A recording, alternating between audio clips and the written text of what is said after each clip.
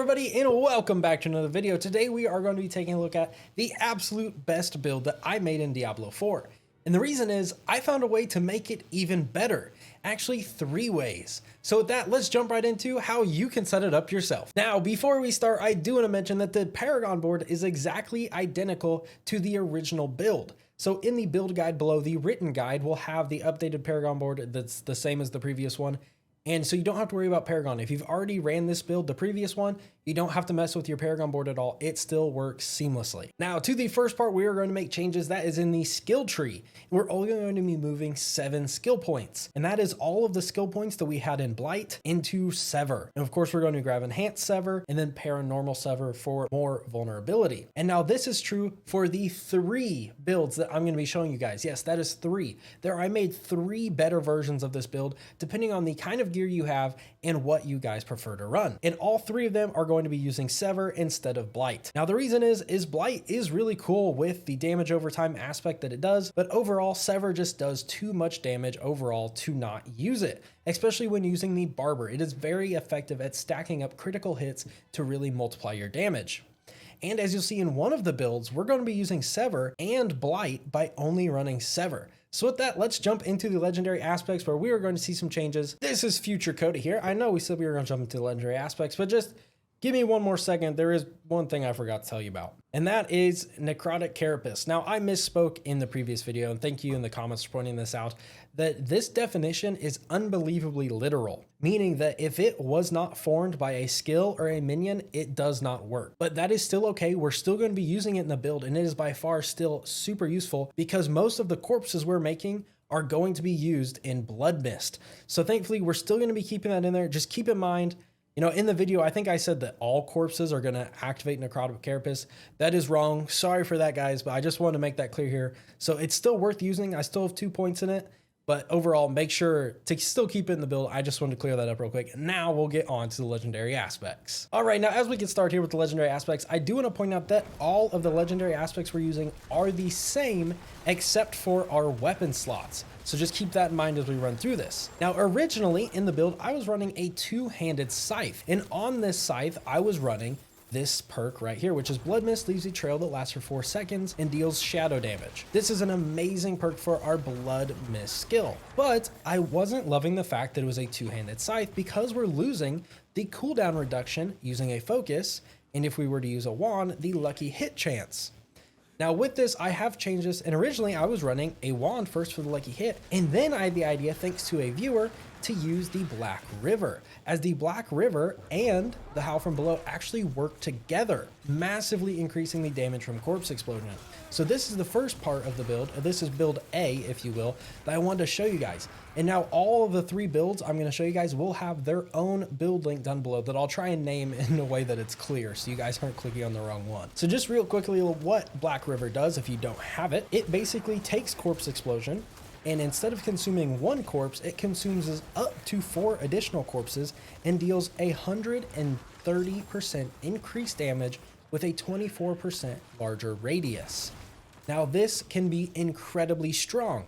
Now basically how this works is instead of seeing 1 skeleton spawn from our Howl from Below, because it spawns volatile skeletons, instead of seeing a bunch of skeletons, you're going to see 1 really big skeleton, and it is going to run and drop a huge, I mean absolutely massive corpse explosion. It's going to do a ton of damage.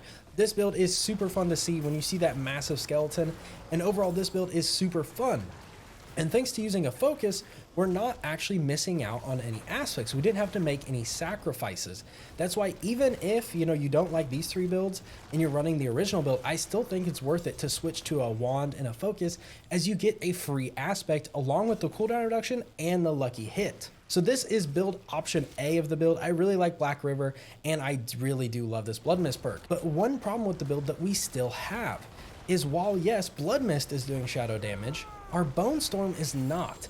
And while Bone Storm is a strong skill on its own, when it's not doing shadow damage, in our build, it's not doing that much damage because it's not proccing the Shadow Blight perk. Without something to convert our Bone Storm into a shadow damage skill, it's really only good for one reason, and that is with this aspect basically giving us a barrier. Now say you do run this build, it's still worth it to use Bone Storm, but don't use Bone Storm for damage. Use it as a way to generate a shield. And that's why, because without it doing shadow damage, it really doesn't do that much damage overall. And really, it's really only worth as, you know, giving yourself an extra barrier. It still does damage, but not enough to use on its own. So that is something to keep in mind if running this build. And I thought, what's the way we can solve this? Because all in all, you can't get another damaging aspect without losing something, whether getting rid of the unique or losing one of our other ones. And I was trying to think, you know, gloves are the only armor piece that can hold a damaging aspect, but then we would lose our Howl from Below, which is incredibly strong. And that leads us into the build number 2 version, which is instead switching out our focus. In this focus we have with basically that converts our Bone Storm to a shadow damage over time ability. And this makes Bone Storm do a ton of damage. Now I would say overall that this combination actually does more damage than our Blood Mist, but it does have some downsides. Now the Blood Mist, while it is nice doing shadow damage, it helps to proc our Shadow Blight perk, but it also gives us movement speed while in Blood Mist, and that is absolutely huge on a Necromancer.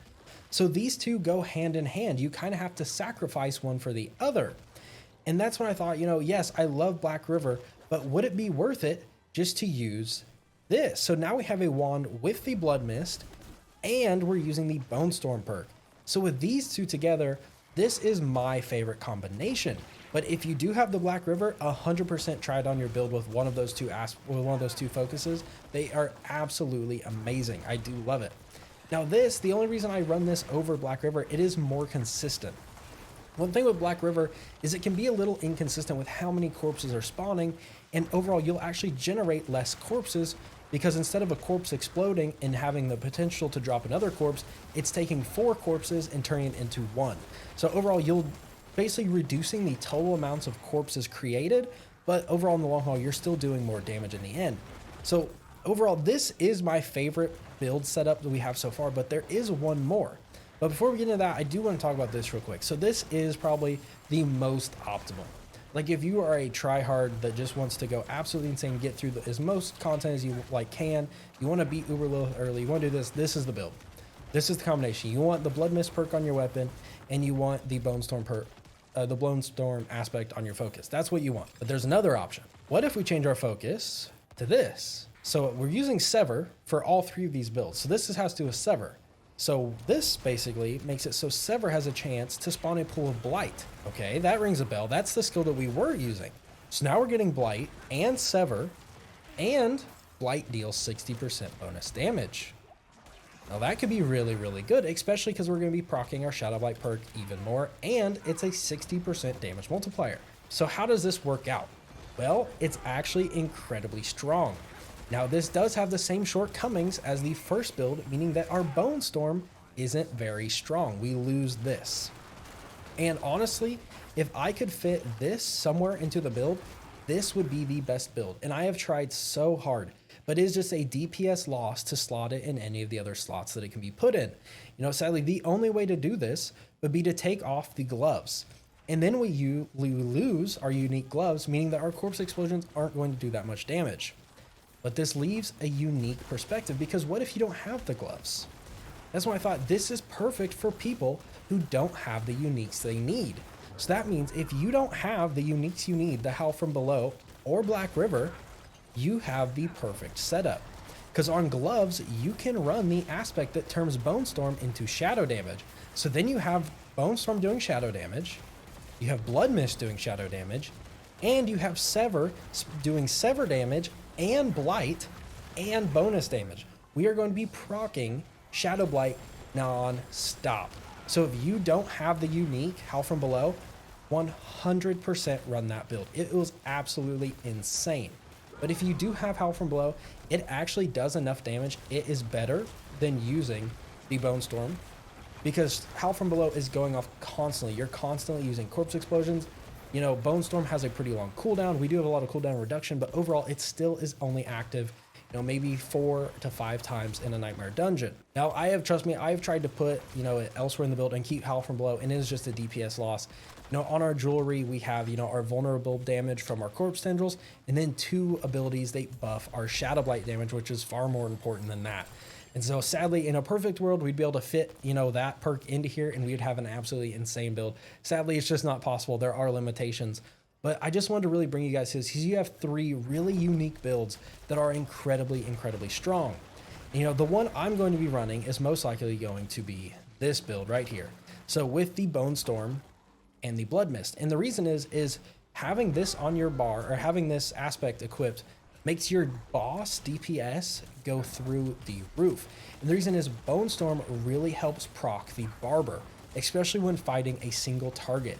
It is really, really nice to hit some crazy high critical hits. And while this one helps as well doing the blight damage, it's more efficient in a group than in a single target. You know, overall, you know, every time Sever hits, it has a chance to spawn this blight, and Sever does a small AoE attack in the area it's going. You know, it rushes there, does a swing, and then it rushes back and does another swing. So that's a lot of chances to spawn that blight. Where on a boss, you're only getting, you know, 1 or 2 chances per Sever. You can only do 5 or 6 Sever hits before you're out of resource. So really, I do think this build is better, especially for bossing. If you're really, you know, you're gonna run into a boss, this is the build to go. But this one is super cool. And that leads me into optional build 4, where we use this, right? So we have this equipped, so we're doing blight damage. And this one is just to have fun. This is not going to be the most powerful build. It's not going to be the best because there's a aspect that when you spawn a blight, it will actually pull enemies into the blight, basically like corpse tendrils. So with this build, we're going to be constantly spawning corpse tendrils and constantly spawning blight. So the enemies are just going to get yo-yoed back and forth in a constant CC. It's really cool. It's really fun. I'd highly recommend you try it. It's definitely not the most damage. You're losing damage when you do that. I want to focus that. You know, you will lose damage, but it is an absolute blast. It's more of a troll build than anything else, but you can still clear content. I think you could clear the entire game with it. You would just be not optimal, but it is super fun. So if you want to try that, I highly encourage it. You know, have fun. You know, if you try it out and really like it, let me know in the comments down below. But I really want to bring you guys these builds. I think this will really, really increase your DPS and really help you with this, especially switching to a wand and a focus. Now, again, before anyone's confused, this is what I would recommend for, you know, people who really want to optimize this build. I don't think this build can get better from here. You know, once you start getting, you know, all of the, you know, stats you want on your armor and get perfect armor stats, this is it. I mean, this build I think can kill Uber Lilith at level 85. That's actually my goal. I'm going to finish, you know, perfect, you know, getting my perfect stats. I need to work on my jewelry next. My armor is pretty good. And then it's going to be time for Uber Lilith. That's my goal. I want to go kill Uber Lilith at level 85. And I think that's just going to show how strong this build is. I don't want to take too much of your time. So peace out, everybody. Have a good day. And I hope to see you guys in a future video. Thank you.